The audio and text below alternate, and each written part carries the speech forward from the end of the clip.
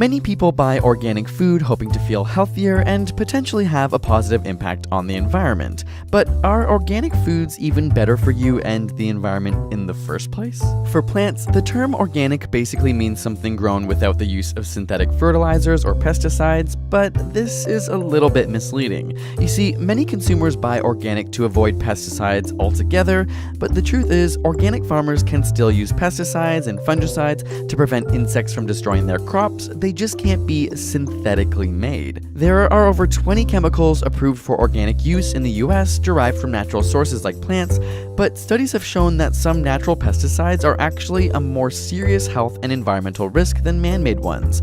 Not to say they're all bad, but simply that natural doesn't always mean better for you or the environment. On top of this, not all organic foods are even completely organic. If a label simply says organic, it only has to contain 95% organic ingredients. The label made with organic ingredients on items like bread may only contain 70%, while containing organic ingredients may only have 50%.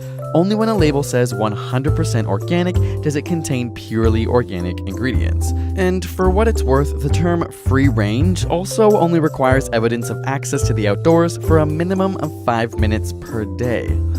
Interestingly, a meta-analysis conducted in 2012 found that organic crop yields are 25% lower on average than conventional ones, though differences vary greatly between types of crops. For example, organic vegetable yields are typically 33% lower than conventional ones, putting a greater strain on the natural environment as more farmland is required. However, organic legume yields are only 5% lower as they're more efficient at absorbing nitrogen from organic fertilizers.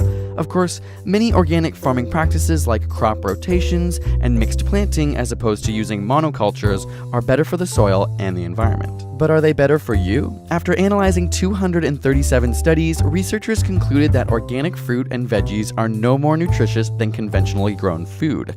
However, long-term studies of purely organic diets are difficult, as most people eat a mixture of foods with non-organic ingredients. Those on short-term organic diets do show higher levels of carotenoids, polyphenols, vitamin C and E, LDL cholesterol, antioxidant activity, immune system markers, and even higher semen quality. But the differences are clinically insignificant.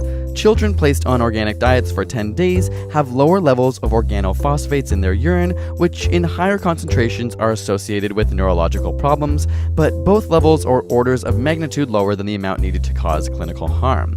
And just because something is organic doesn't make it better.